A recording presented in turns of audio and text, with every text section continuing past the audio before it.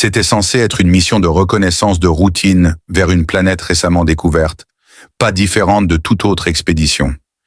J'étais curieux et avide d'aventure lorsque j'ai postulé pour ce poste. Une grande partie de ma vie a été consacrée à l'étude des minéraux et des artefacts préhistoriques en tant que géologue.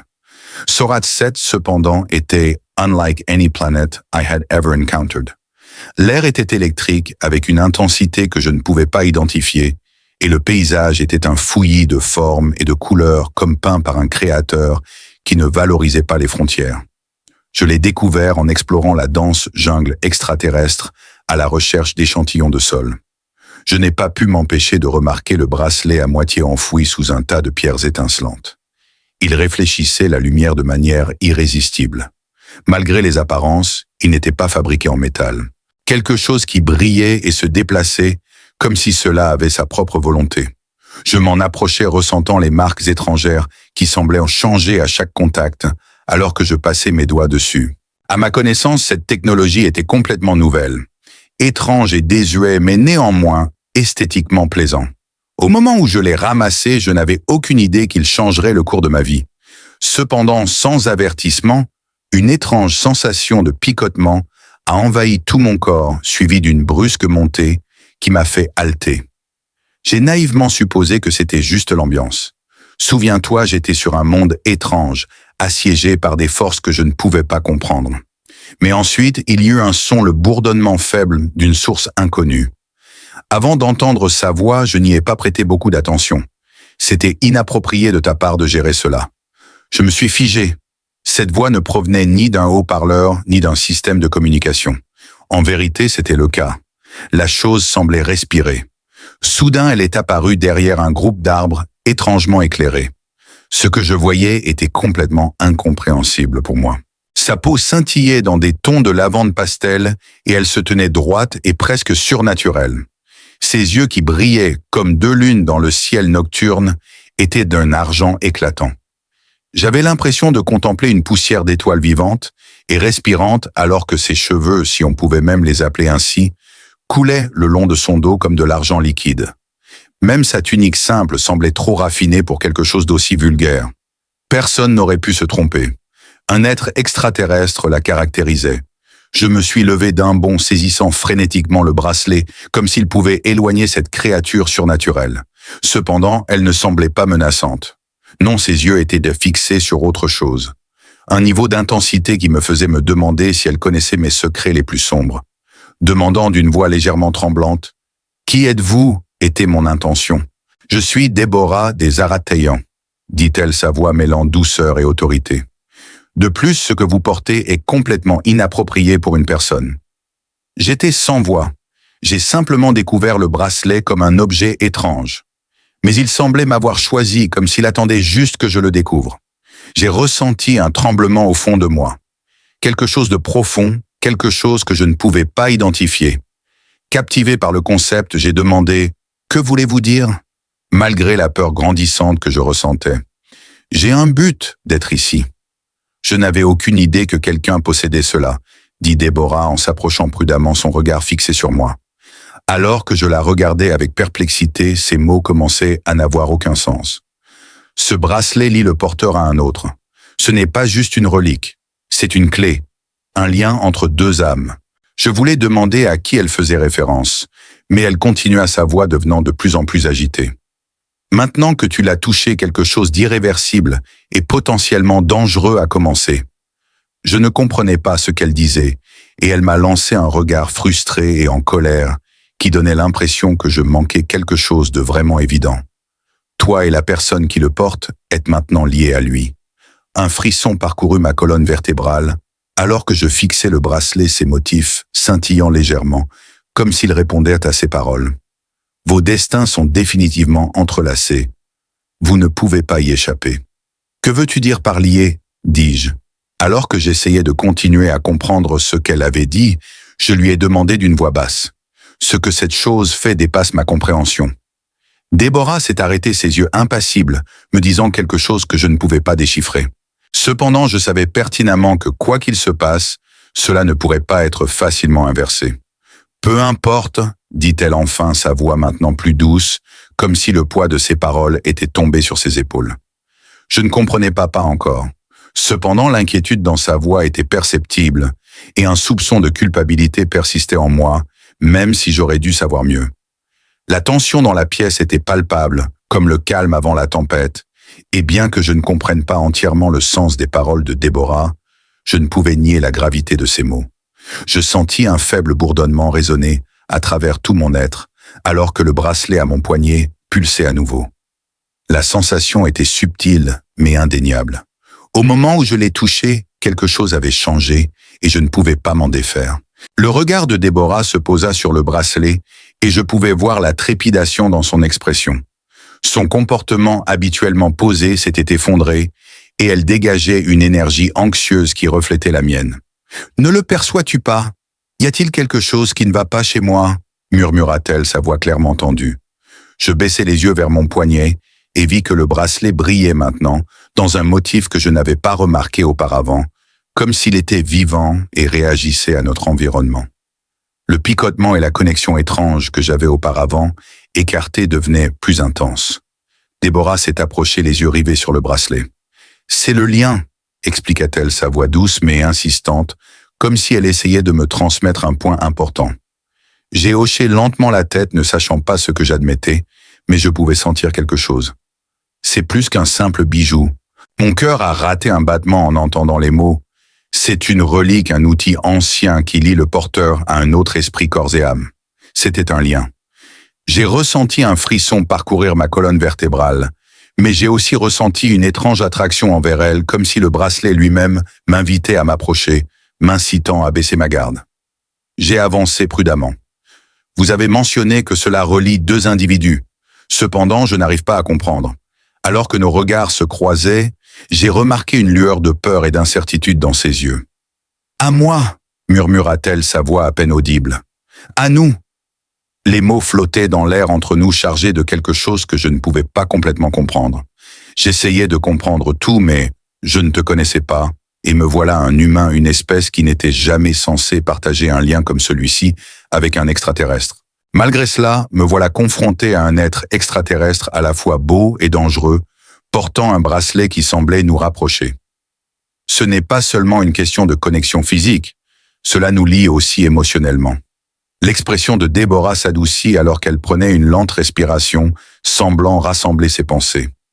Ce lien n'a pas besoin de temps, il est immédiat, puissant et irrévocable. Une fois que tu portes le bracelet, il n'y a pas de retour en arrière. Elle s'est arrêtée, ses yeux s'assombrissant. Alors que je digérais les implications, une chaleur grandissait en moi. Je pouvais sentir ces émotions comme de faibles murmures au fond de mon esprit. Nous ressentirons les pensées et les émotions de l'autre. C'est une existence partagée, que cela nous plaise ou non. Ces mots m'ont frappé fort, mais ensuite quelque chose d'autre m'a frappé, un étrange réconfort. Je pouvais sentir sa présence en moi d'une manière à la fois familière et étrangement déconcertante.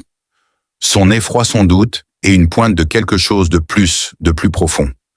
Ma voix était à peine audible alors que je murmurais « Est-ce que ce sera toujours comme ça ?»« Oui. » Déborah fit une pause, ses yeux s'agitant comme si elle essayait de trouver une réponse logique. Je sentis ces mots s'enfoncer en moi, mais je ressentis aussi quelque chose se réveiller, une connexion indéniable que je ne pouvais ignorer. C'était comme si le bracelet était un lien vers une partie de moi que je ne savais pas manquante.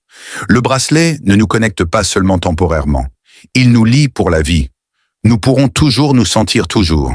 À mon insu, une partie de moi était soudainement submergée par sa présence. Ses émotions, ses pensées et tout ce qui la concernait semblait se déverser dans mon esprit, créant un tourbillon de sensations à la fois belles et terrifiantes. Je me figeais, le cœur battant, et reculais en trébuchant, me demandant ce qui venait de se passer. Les yeux de Déborah s'écarquillèrent d'alarme, mais elle semblait comprendre. C'est le lien.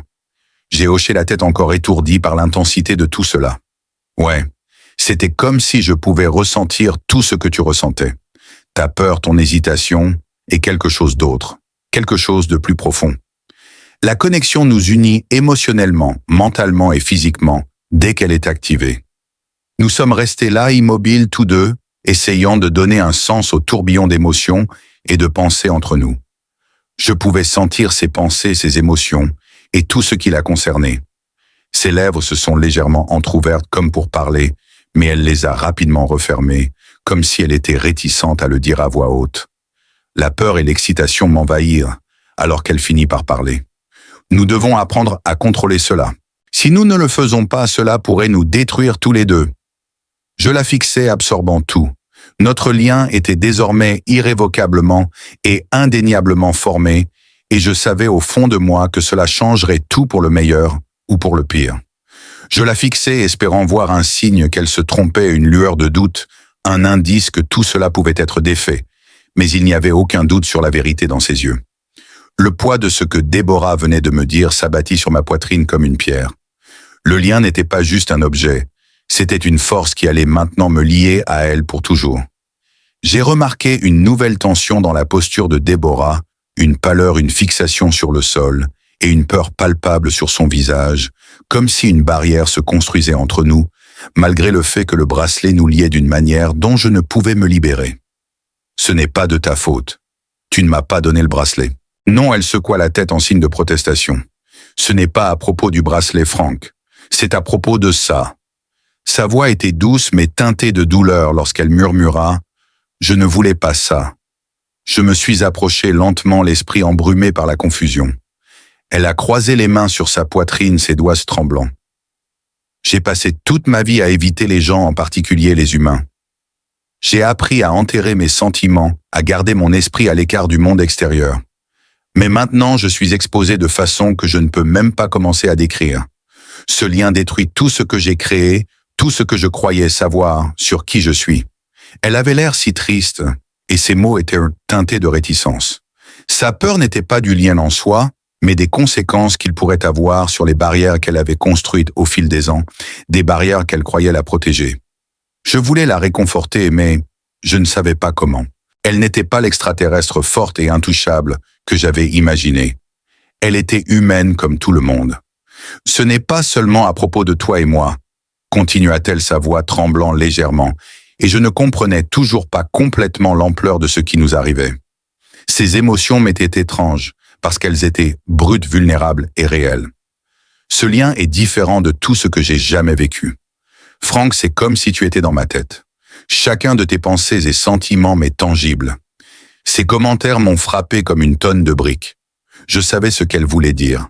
Moi aussi, j'avais vécu la fusion de nos idées, en une cacophonie.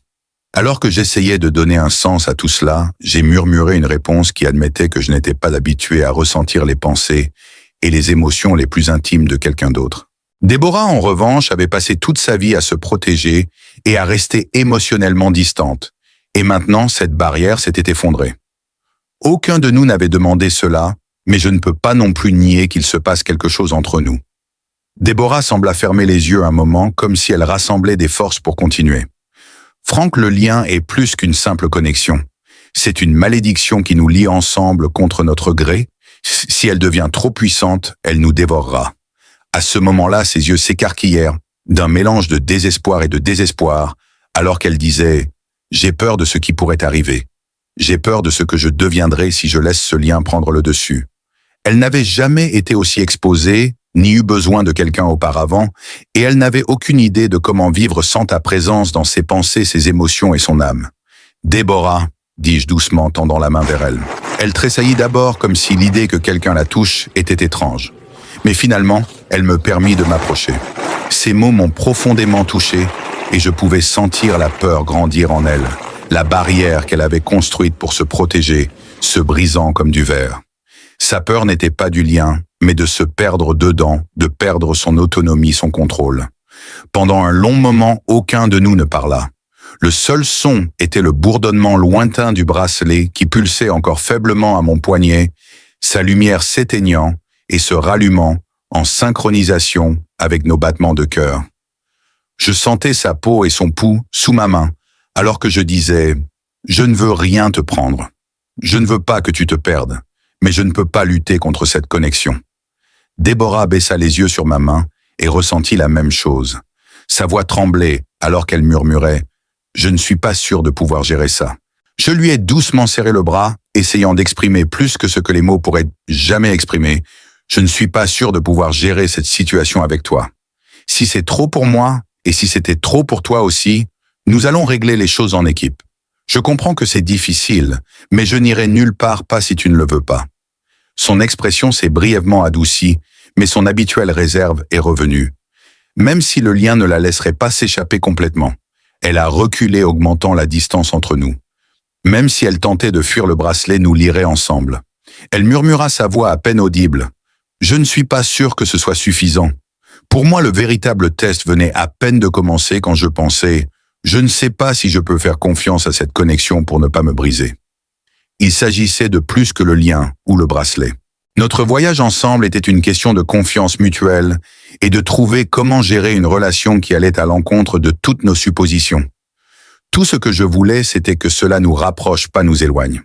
Dans les jours qui ont suivi, j'ai eu du mal à trouver un juste milieu entre des accès émotionnels intenses et des moments de profonde réflexion. Notre connexion était devenue un murmure inévitable dans les recoins de mon esprit, un bourdonnement constant. Peu importe les efforts que je fournissais, Déborah restait au centre de mes pensées et de mes émotions. Elle le ressentait aussi. J'ai naïvement cru que je pouvais le gérer au début. Je me disais que ce n'était qu'un effet secondaire temporaire du bracelet auquel nous nous habituerions. J'étais si innocent pourtant, et je le savais tout de suite. Chaque fois qu'elle n'était pas physiquement proche, je pouvais sentir son aura m'entourer. Invité sans y être convié et incontrôlable, ces sentiments tourbillonnaient dans mon esprit. Anxiété, colère, impatience, désir. Son esprit semblait m'envelopper comme une couche de peau supplémentaire. Chaque sentiment me submergeait avec une telle force que j'en perdais mon souffle. Cependant, l'émotion la plus dévastatrice était la terreur. Chaque fois que nous interagissions, le doute de Déborah pesait lourdement dans l'air comme un brouillard épais. Malgré tous ses efforts, la connexion ne lui permettait pas de garder ses distances. Le conflit intérieur qu'elle vivait, l'incapacité de se séparer d'un lien qu'elle ne désirait pas, était palpable même lorsque nous ne prononcions pas un mot. De plus, je pouvais le sentir. C'était la pire partie. J'étais emporté par l'attrait de ses idées et de ses émotions. Parfois, j'avais l'impression de perdre le fil de ses émotions alors qu'elles se mêlaient aux miennes. Assis seul dans ma chambre, essayant de me concentrer sur mon travail, des pensées sur la peur qui avait saisi son cœur, la douleur dans sa poitrine et le désir de fuir loin de moi envahissaient mon esprit. Pourtant, elle était incapable de le faire. Pas quand nous sommes liés par un bracelet. Certains soirs, je pouvais presque entendre ses pensées, l'incertitude, la honte et le sentiment constant d'isolement, comme si elle se tenait à mes côtés. Elle faisait un effort pour les cacher, mais je pouvais toujours les sentir là, en embuscade. De plus, je les détestais. Ça faisait si mal de sentir sa souffrance. Le fait que je ne puisse pas l'arrêter était la pire partie. Malgré mon incapacité à me libérer de ce lien, je pouvais sentir son éloignement grandissant de moi. À chaque mot qu'elle prononçait, un mince mur se dressait entre nous, créant un fossé subtil de plus en plus grand. Elle avait des doutes à mon sujet, et je pouvais comprendre pourquoi. C'était une connexion trop intense et brusque. Ni elle ni moi n'étions capables de le maîtriser. Un jour, Déborah s'est éloignée de moi, ses pas lourds, alors qu'elle partait après une discussion particulièrement animée sur nos actions futures. Alors que mon cœur battait la chamade en synchronisation avec ma montre bracelet, je suis resté dans le couloir, le poing serré autour du bracelet. Je sentais le tourbillon d'émotions déchaîné en elle. Colère, irritation, confusion, et derrière tout cela la même terreur qu'elle avait réprimée. Cependant, son appréhension avait grandi. Je la ressentais aussi. Je ne peux pas tolérer cela. La façon dont notre lien contrôlait chaque minute était insupportable. On aurait dit qu'il n'y avait pas d'issue à ce désordre, puisque ses sentiments s'infiltraient dans les miens. J'avais envie de l'enlacer et de la rassurer en lui disant que tout ira bien. Mais je savais que ce n'était pas suffisant. J'étais bien conscient que notre relation avait déjà entrelacé nos destins, de manière que nous n'avions pas anticipé. Plus tard dans la nuit, je l'ai trouvé figé sur la plateforme d'observation, le regard fixé sur l'univers infini en dessous. La tension de ses pensées avait fait se raidir ses épaules et tendre son corps. Je pouvais sentir sa conscience de ma présence, même si elle ne leva pas les yeux en m'approchant. Cela était garanti par le lien. J'ai dit « Déborah » d'une voix presque audible, car j'étais à court de mots et inquiet que mes paroles n'aggravèrent la situation. Au début, elle est restée silencieuse. Ensuite, elle a parlé doucement, presque à elle-même. Je ne m'attendais pas à cela. Aucun de cela ne m'a été demandé. Avec une voix douce et calme, je me suis approché. Je ne l'ai pas fait non plus. Maintenant que nous sommes ici, cependant, je ne pense pas que nous puissions fermer les yeux. Ses doigts ont tressailli comme si elle s'apprêtait à tendre la main, mais elle s'est retenue. Sa main était fermement serrée à ses côtés. C'est au-delà de ma compréhension. Je ne sais pas comment supporter cette relation, toi, et cette situation. Je ressentais sa vulnérabilité totale et mon cœur se serra alors que je forçais un mouvement de déglutition. Elle était effrayée, juste effrayée.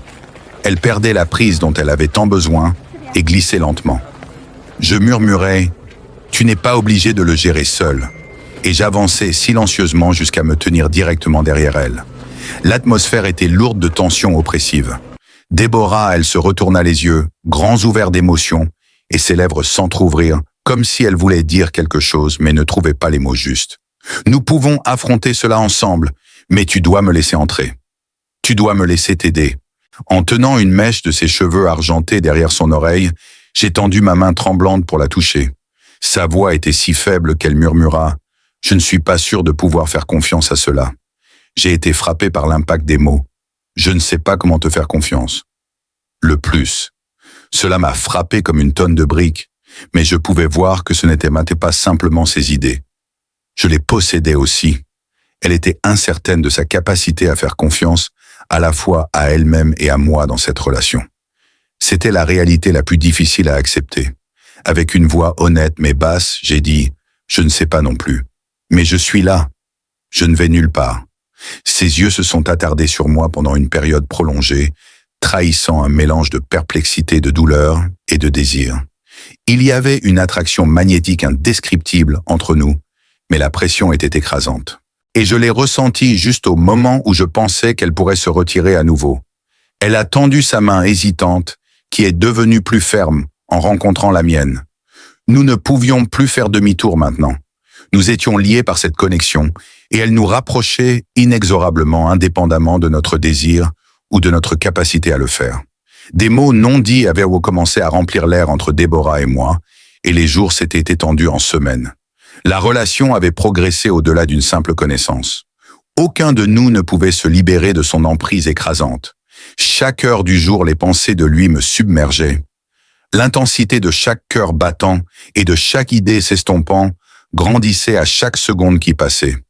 Se distancier de ses émotions devenait de plus en plus difficile. C'était aussi évident dans ses yeux.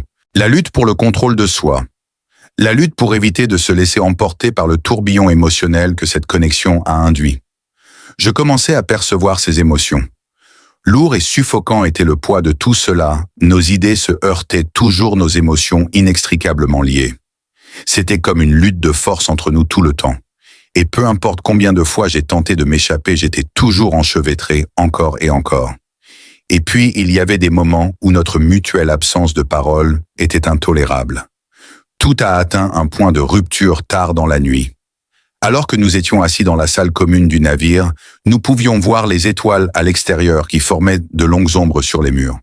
De l'autre côté de moi se trouvait Déborah, qui semblait lutter pour retrouver son calme, en s'accrochant aux accoudoirs de la chaise et en fixant le mur. Un tourbillon de sentiments conflictuels l'envahit et je pouvais le sentir. Des choses comme la colère, l'irritation, la terreur et un courant sous-jacent plus sombre et plus délicat. J'ai atteint mon point de rupture. J'avais l'impression que le lien nous serrait tous les deux et je pouvais sentir que cela lui arrivait aussi. À un moment donné, nous devions juste sortir de cet état et comprendre ce qui se passait. « Déborah !» murmurai-je, brisant le silence. Même si elle évitait mon regard, je pouvais sentir son attention se tourner vers moi. Nous ne devons pas continuer à ignorer cela. Il est temps d'avoir une conversation. Il y eut une longue période de silence. Elle me regarda et respira lentement et délibérément. Ses yeux fatigués et effrayés avaient un vide que je ne pouvais pas ignorer. Elle murmura quelque chose, sa voix à peine audible, qui était tout à fait vraie. Même avant qu'elle ne le prononce, je pouvais sentir l'impact écrasant de ses mots. Nous ne pouvons pas continuer à prétendre que tout va bien alors que tout s'effondre autour de nous. Le poids de la réalité plane sur tout, comme une tempête à l'horizon. Pendant un long moment, elle avait tenté de l'éviter, de contourner le fait. Cependant, elle était maintenant prête à l'affronter tout comme moi. « Je me suis trompée », dit-elle, sa voix tremblant légèrement. Je me suis convaincu que j'étais capable de gérer cette connexion, que je pouvais garder mes distances, que je pouvais en avoir le contrôle. Mais la vérité est que je ne le peux pas. Tu es hors de mon contrôle. L'intensité de notre lien échappe à mon contrôle, dit-elle s'interrompant, alors que son expression devenait sombre. Et j'ai peur. La confession m'a blessé plus que je ne l'avais anticipé. Elle avait peur du lien et de moi et des effets de notre connexion. Nous étions tous les deux également terrifiés. J'ai tendu ma main pour prendre la sienne et cette fois elle n'a pas reculé. Au lieu de cela, ses doigts se sont refermés autour des miens, son toucher tendre mais hésitant. Notre lien se renforçait et je pouvais sentir le tumulte intérieur alors qu'elle révélait la vérité longtemps réprimée. « Je ne sais pas comment gérer cela », dit-elle la voix tremblante. « Je n'avais jamais prévu que cela arrive. Je n'avais certainement pas l'intention d'avoir besoin d'aide. J'ai toujours été capable de prendre soin de moi et de faire face aux défis au fur et à mesure qu'ils se présentaient. Mais être avec toi rend impossible de cacher mes émotions. Je ne peux pas faire semblant que notre connexion ne m'affecte pas. » Sa fragilité m'était révélée. Il semblait que je pouvais partager son angoisse, sa terreur et son désarroi. Mais quelque chose de plus se cachait sous la surface. Un désir, un besoin qu'elle-même ne pouvait pas admettre. « Déborah », murmurai-je, ma voix inébranlable, malgré l'angoisse dans ma poitrine, en croisant son regard. « Assez de fuir devant moi. Je veux confronter ce que nous devenons ensemble. Aucun de nous n'a peur de l'autre. » Elle me fixa intensément pendant longtemps, son visage trahissant ses émotions. Puis peut-être par résignation, elle retira brusquement sa main et ferma les yeux. Selon elle, j'ai passé toute ma vie à garder mon cœur enfermé, bien que sa voix fût à peine audible. J'ai toujours été sur mes gardes, ne laissant jamais quelqu'un entrer, de peur qu'il ne me fasse du mal ou ne me dévore. Ce n'est pas que je ne le voulais pas, mais plutôt que j'étais trop terrifié. Avec cette connexion. Sa voix tremblait alors qu'elle s'arrêtait. Cela englobe tout ce que j'ai toujours voulu éviter. Je ne peux pas le supporter. Je ne peux pas le supporter. J'avais en tête de lui faire savoir que je comprenais. Je souhaitais pouvoir la rassurer que j'étais différent des autres dont elle avait peur. Que je ne ferais rien pour lui faire du mal. Malheureusement, je n'ai pas pu prononcer un mot. Je n'avais aucune idée des épreuves qu'elle avait endurées, ni des manières dont elles avaient façonné son caractère. À voix basse, elle murmura « Je suis désolée », montrant sa tristesse dans ses yeux. « Je préfère ne pas ressentir ces émotions. Je ne pensais pas avoir besoin de toi un jour et pourtant me voilà. De plus, je ne suis pas sûr d'être à la hauteur, en supposant que je sois capable de gérer notre situation. » Je me suis approché et ai pris sa main dans la mienne et l'ai délicatement ramenée vers moi. D'une voix basse et déterminée, je t'ai assuré que tu n'étais pas seul dans cette épreuve. Ne me repousse pas. Déborah, nous traversons cela ensemble. Vraiment tout. Intense, terrible et merveilleux. Je n'ai pas l'intention de partir d'ici. Elle a plongé son regard dans le mien, une tempête de sentiments se préparant en arrière-plan. J'ai enfin entrevu sa vulnérabilité longtemps cachée. Les trois, la peur, le désir et l'optimisme. Puis haletante, elle s'est penchée en avant et a reposé son front sur le mien. « Franck, j'ai peur !» a-t-elle avoué, sa voix faible et basse. « Cependant, je suis désireuse de tenter ma chance. J'aspire à te faire confiance. Je suis simplement incertaine de ma propre force. » Alors que nos lèvres se rencontraient, je dis « Tu es juste ici à un souffle de moi. » Il continua ensuite. « Avoir de la force n'est pas nécessaire. Pas sous ma surveillance. Permets-moi de t'aider. » Je pouvais sentir que nous avions franchi une frontière à ce moment précis. Nous étions tous deux surpris par l'endroit où le lien nous avait menés lorsque le moment de dire la vérité était venu. Plus de retour en arrière maintenant. Cependant, alors que je l'embrassais doucement, le poids de notre vulnérabilité mutuelle ressemblait à un tremplin vers quelque chose que nous avions tous deux redouté, quelque chose de sincère, quelque chose de beau, quelque chose qui changerait nos vies de manière irrévocable. Notre connexion était palpable, changée de lieu. Nous affronterions le stress et la difficulté côte à côte. Personne n'aurait pu nous arrêter. Cependant, je compris alors que nous étions superflus. La relation n'était plus une malédiction. C'était une assurance. Ce qui suivit fut un flot de sentiments de choix et de moments de calme, à la fois anciens et étranges. Encore une fois, le lien qui s'était formé entre Déborah et moi avait changé. Ce qui était autrefois un pouvoir oppressif, un joug qui nous liait contre nos désirs est maintenant une partie essentielle de nos vies. À ce stade, le bracelet était secondaire. Nous étions le centre de l'attention. Marchant à travers le royaume inexploré de cette connexion, il y a deux individus qui ne pourraient pas être plus dissemblables l'un de l'autre. Nous avons abandonné notre résistance. Nous ne pouvions plus prétendre que nous pouvions briser le lien qui s'était formé entre nous. Hésitation, peur et doute. Quelque chose de plus profond et d'indiscutable avait pris sa place. Cependant, la connaissance que ce que nous avions n'était pas transitoire était un fardeau qui accompagnait cette prise de conscience. Cela resterait longtemps après que l'excitation initiale se soit estompée. C'était ça. Parfois, je trouvais Déborah absorbée dans sa concentration alors qu'elle fixait l'immensité apparemment sans fin de l'espace, au-delà du vaisseau, depuis le pont d'observation. Ses pensées m'étaient limpides. Au fond de mon ventre, je ressentais le nœud familier de l'anxiété. Quelles que soient nos émotions, nous étions désormais liés. La principale préoccupation, cependant, était de savoir si nous pouvions réussir. Pourrions-nous forger un lien authentique et durable à partir de cette connexion qui avait commencé si brusquement et avec une telle intensité? Un soir, je l'ai trouvée là, les yeux reflétant la même mélancolie subtile. Ne voulant pas envahir son espace personnel, mais aussi incapable de résister, je me suis approché d'elle avec prudence. Je murmurai « Déborah !» brisant le silence. Je pouvais sentir le tourbillon d'émotions sous son visage impassible, alors qu'elle se tournait vers moi. Lorsqu'elle parla, sa voix à peine audible, elle exprima sa difficulté à comprendre tout ce qui se passait. « Avant toi et ce lien, j'allais bien. Je me sentais en contrôle.